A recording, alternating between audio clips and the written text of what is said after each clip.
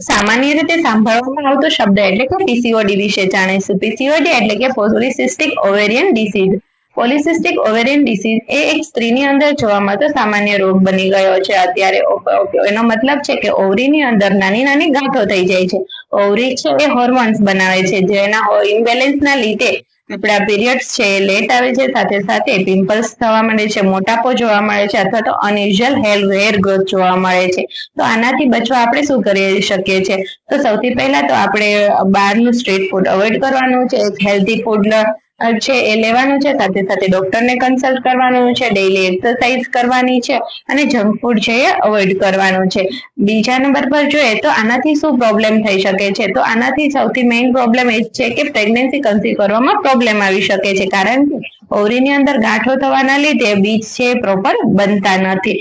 અને આવી જીવન જરૂરિયાત માહિતી માટે મારી ચેનલને સબસ્ક્રાઇબ કરો.